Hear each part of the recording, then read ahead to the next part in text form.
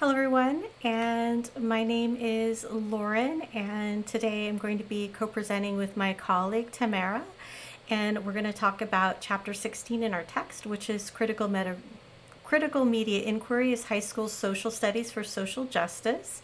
And I'd like to begin with my portion of the commentary. And so this particular chapter talks about the Doc Your Block, or DYS program. It was a year-long video documentary project, and that was implemented at the Greater Lawndale Little Village School for Social Justice, and that's in Chicago. It was adapted from a project that was originally, I would say, implemented in East Oakland Community High School. So that would be in Oakland, California. And the two originators of this particular program were Duncan Andrade and Yang. And so the folks that were implementing this program in Chicago were Stovall and Morales Doyle. The authors do talk about the school that they're working at, so the one in Chicago, and they did mention that this particular school already had a history of community involvement and activism. And so the school itself came into being because there was community pressure for a new school to relieve overcrowding, and it actually, they had some action that happened. So like there was a hunger strike in order to persuade the Chicago public school system to create this new school. And it's also really interesting too because this particular school's demographics are very interesting. It's 70% Latinx and 30% African American. And so one of the big things that the authors wanted to do is they wanted to take the program from Oakland and adapt it to this school because they wanted to build a dialogue with their students about the media representation of that particular neighborhood in Chicago. And so the program itself was a year-long program, and the objective was to create a documentary that the students would create and produce in collaboration with the instructors. And the authors did talk about the participatory action research, which is a method where the students and the instructors are co-creating the curriculum and the class as it goes along and progresses. And so the authors did have a section where they talked about the adaptation because their situation was a bit different than the original school where this particular program was created. So in the Chicago school, they have a type of class that is the colloquium structure. So that type of class does not meet every single day. It's like a weekly class, and sometimes there's long periods because of holidays and vacations where they may not meet. And so one of the concerns that the authors had, and they did communicate with the originators of this particular program, so that would be Duncan Andrade and Yang, to try to figure out a method to continue that PAR, or participatory action research approach. So one of the things that they decided to do in the Chicago incarnation was to have the students use a composition book, so that way everybody could keep track of where they were in terms of the project that they're working on. And so because of the structure, the instructors in Chicago had to manage student expectations because apparently the colloquium classes that the students take in this particular school, the students really feel like those classes don't really ask a lot of them. And so this particular project was going to involve actually creating a documentary. And so the instructors talked to the students on the very first day and said a little bit about the class. They stated the objective, which was that they wanted the students to examine the different media discourses and stereotypes that were present about the students' community and their ethnic groups, and that they were going to have a product at the end, which was kind of interesting.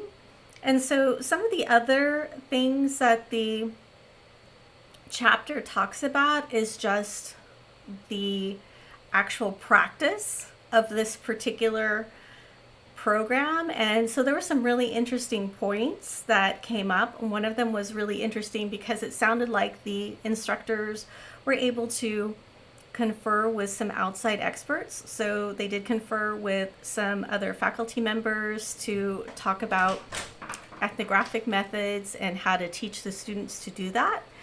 And so they did talk to the students about conducting interviews and how to conduct an ethnography. And so they did, in creating their documentary, interview people, but it sounds like for some of the folks that they interviewed, they weren't really able to film them because that person was uncomfortable with that. So they used their notebooks to record the interview as it happened. It sounded also like the class took lessons on how to create documentaries from a particular documentary filmmaker.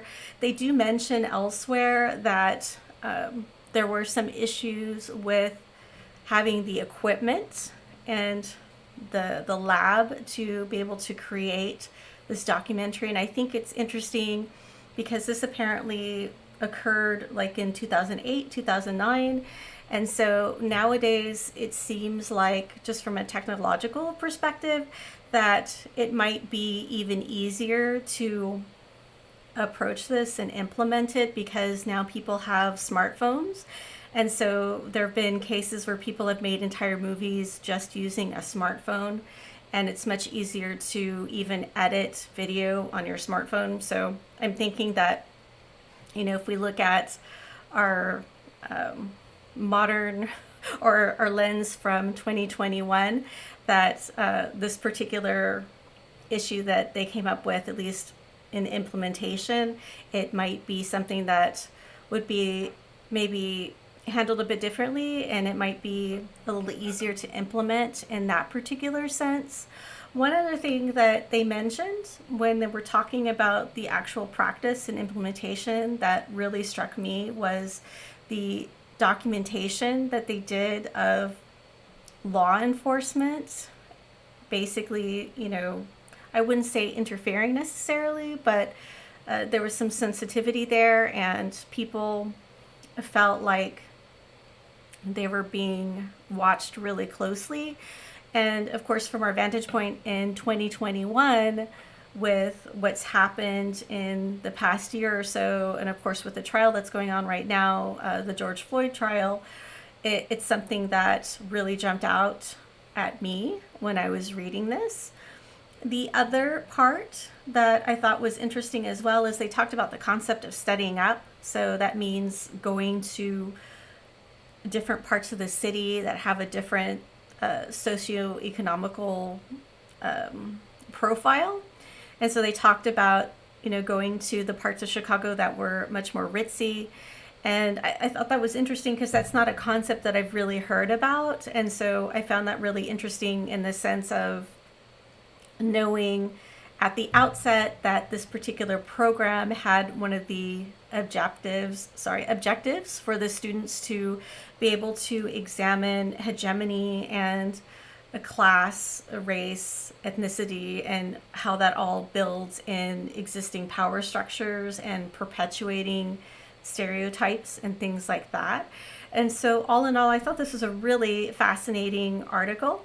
I'm going to go ahead and wrap up here and turn it over to my colleague Tamera.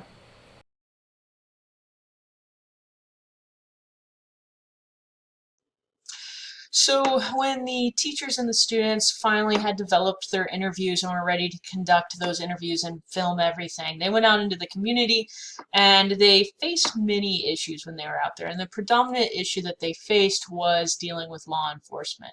Time and time again, they kind of ran into the same issue over and over again. The first time they actually went out to do interviews, they went to a library to set up. And as soon as they started setting up, they police officers came over and immediately kicked them out of the library. As soon as they left the library, one of the students saw two other police officers who were shopping instead of actually doing their job and protecting the community. And so that student became very upset and ran over and started filming the police officers. This made the police officers very upset as well. And so they started to have a very hostile attitude and started demanding identification and what are they doing, and to justify basically why they were in the area. The teacher was able to calm down the police officers, show that they were there for a school project, prove that what they were doing was not anything wrong. And as soon as that group walked away, another group at the same time was walking by, and those same police officers went over and started asking the same questions. What are you doing here? Why do you have all this equipment? All of that type of stuff. Within the report, the teachers mentioned that this was very clear in showing that hostile environment, that suspicion, that high suspicion and lack of trust that the students face every day, because the students and the teachers had camera equipment, they were walking around with notes and notepads, and it was obvious they were doing a school project, but they still faced this hostility time and time again, this high level of suspicion from law enforcement. Also, they noted that there was a big issue with this format of the class due to time constraints. It was kind of an overriding theme that time was always an issue. There was a lot of good benefit from the class, but they had a lot of issues because of time. And one of the big reasons was because this class wasn't a consistent class where you would meet every Tuesday. It kind of floated around a little bit, and so that made that inconsistency a major factor, because the teachers weren't able to build a real strong relationship with the students, and so that helped prevent some of the discussions that would have naturally happened. Also, in related to time, they mentioned that although the price of video equipment has gone down drastically, time is still a major issue when it comes to doing a video-based project. They said that they were experiencing a lot of issues with downloading the media from the camcorders, and that they had basically processing delays. It took a long time to reformat, all of this type of stuff. They had an issue where the server went down and they thought they had lost all of the recordings, and although they were able to bring this all back up, coordinating with the students and the teachers to be able to set up videos was very labor intensive. And so what they said was, yes, video was a very beneficial pedagogical tool. However, if you are a teacher that wants to do that, you need to be very, very flexible and adaptable, because what you plan out most likely will not happen.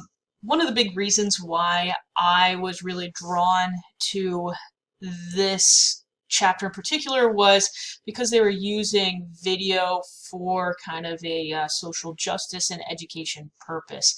And I was really drawn to that because that's something I've been working on quite a bit as well. What I've been doing is I've been working with 360-degree videos to create those experiences that we can educate students better. And one thing that I've been very interested in for taking it that next step was maybe creating a similar program where students would use 360-degree videos to tell their own story. So I really wanted to see how these teachers had done that, and I thought the interviewing process, kind of that research process using video as a tool, was very interesting. For my idea, it would be more of a sharing their own story, more of a this is a day in the life of me. But I think that's really what the professors and the teachers were able to engage in this project anyway. Even though they used the video to project out what the research was, they still were able to capture that life, that essence of truth that these students live every day, of that high level of suspicion, all of that type of stuff as well. So it was kind of interesting looking at that, and I learned quite a bit of that about how I might be able to integrate this into the future as well. But I did connect quite a bit with a lot of the frustration that these teachers had with the issue of using video, and how time is a significant issue. I honestly do not want to know how much time I've spent downloading, formatting, processing, editing video. To be honest, a 15-minute video takes 90 plus hours of just letting the computer run and try to process everything. So it can be amazing, and you can truly show that truth through this very engaging and special tool. But they were 100% correct. It is very frustrating on the perspective of the educator, the teacher, trying to use this tool for education. I was, however, very surprised by the treatment that the students received interacting with law enforcement. Every time I've gone out with video and tried to record anything, I always get a lot of questions. People are very drawn to whenever you're filming anything. But usually that interaction I've had has been more of an excitement. Oh, what are you doing? Oh, that's very cool type of a thing, and not a level of suspicion. And I guess that's my own white privilege, and I guess that's me recognizing that difference between what I experience when I do this filming versus what these students received. And it really did show and highlight how this tool can allow us to see those truths that other people have, and allow us to share in that and engage in that, and how beneficial this program was that they talked about in this chapter, because it truly did show what these students experience every single day and how that is different than what I might experience when I'm doing something very similar. So I thought that it was very interesting, very enlightening, allowed me to kind of see the bigger picture a little bit more, but it also got me really excited about that idea of 360-degree videos for sharing of truth in kind of a similar platform or format.